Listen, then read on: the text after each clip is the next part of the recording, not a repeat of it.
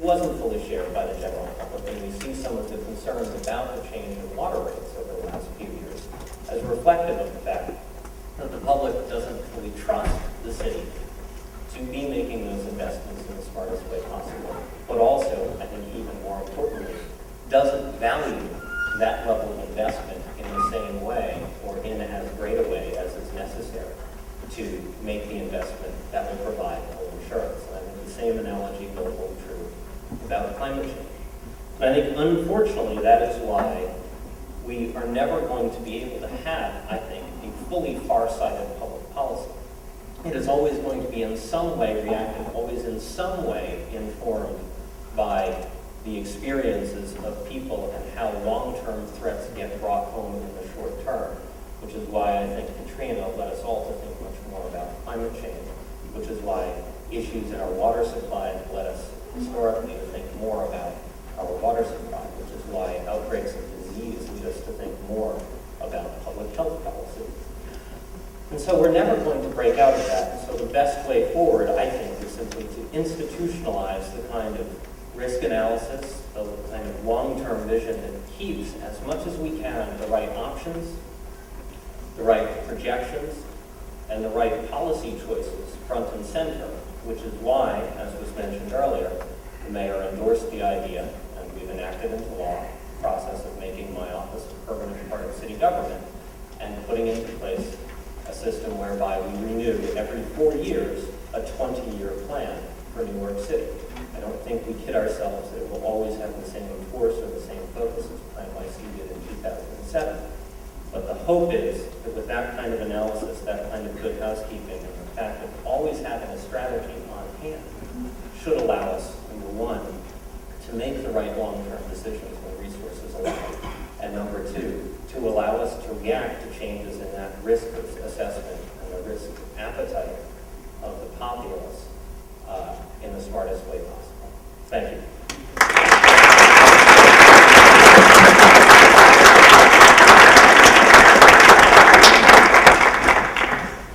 Thank you very much. Now you know why the United Nations is in New York City. It's because it's a resilient city. So we certainly hope to be more of a partner in the future in this great plan that the city has. I'm sure you will have many questions for Dr. Aggarwala. Please raise your hand.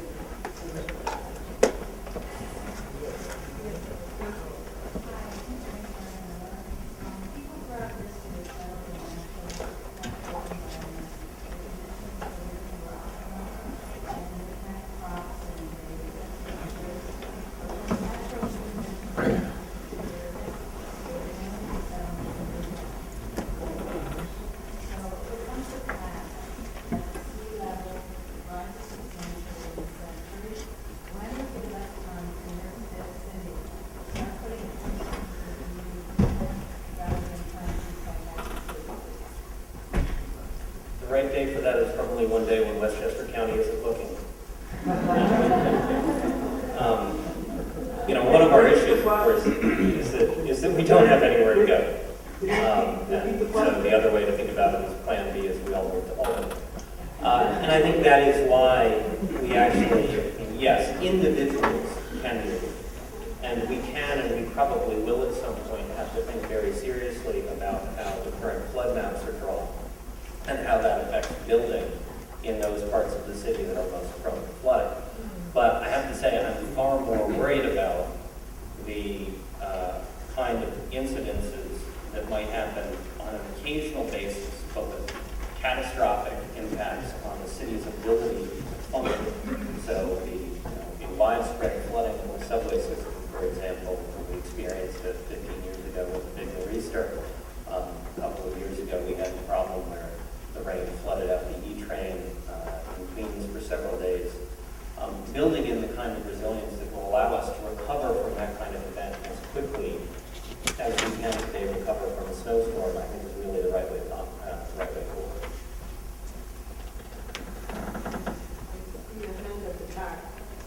Me? Well, I want to know. Sorry, I was pointing out. Was that me then? Okay. I don't know where the other voice is. So should I go up to the mic then? Yes.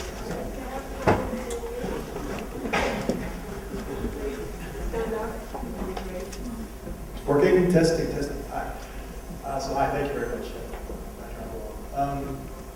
And thanks to everyone. So much luck regarding the resilience or adaptation plans. I guess I want to focus on the mitigation issue still. I've read of that San Francisco has installed a solar panel, at least in some capacity. I'm not aware of the details. And that Amsterdam is making plans regarding residential scale solar and wind. I've also seen an article in the Times about some people not in New York on that, about those things, with wind turbines in particular. But I was wondering if you might be able to comment on that. Sure. One of the initiatives in PlaNYC actually was a solar property tax credit that, roughly speaking, over 3 years would give the property owner, we think, about a third of the cost of installing solar, a solar installation on the roof, back as a property tax credit. As you may know, property tax is pretty much the only tax that New York City has a lot of control over, so that was the one tool that we could use. In fact, some analysts have suggested, and I haven't seen the numbers to back this up, that with our property tax credit, with the state tax credits, and with the federal, New York City actually may be the most heavily incentivized city in the country for solar installations. Now, the challenge, of course, is that we are also the most expensive, some of which has to do with the way our buildings are, some of which has to do with the regulations that govern how you install solar. So everything in New York costs more, sometimes does, or for ridiculous reasons, but many times those are actually for good reasons. And I think we've made it a very big priority of ours not to get sidetracked by some of the things that I would argue are flashier ways to go green, but not necessarily the most cost effective. Because for every co-op board who's told me that they looked into solar for the roof and it's got a 127-year payback, and why are you asking me to go green? I routinely wind up asking them, well, have you swapped all your incandescent bulbs out? Have you insulated all your hot water pipes? Have you put in motion sensors in the laundry room and things like that? And the answer is almost always no, because what gets attention as green is the stuff that's really hard and really expensive, whereas people don't focus on the stuff that actually is going to be what saves us ultimately from burning the planet. Now on wind, we do have some hope that building-mounted wind may prove to be a viable technology. We've got 2 building-mounted wind turbines currently operating in the city, one at Brooklyn Navy Yard, one in their housing complex in the Bronx, as pilots. There are a lot of issues with them. The issue that most concerns whether they're truly viable over the long term is that because wind on rooftops moves around a lot, it doesn't really go in a stable direction, which is what you really need. You get very low percentage operation. You get a very low load factor for a wind turbine on a building. And so the design for those is going to have to evolve. And then, of course, there's the safety issue because something spinning around on a building, vibrating all the time, and has structural implications for the ice that flies off on the sidewalk in winter and all of that. So all of that's under exploration right now. Thank you. I'm aware that there's a new design that spins around on the axis. Thank you.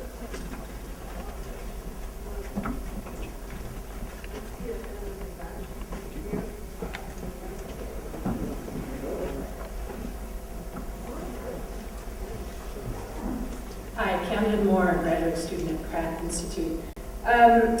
In the next 4 years, your office will need to come out with another 20-year plan. And it's under the same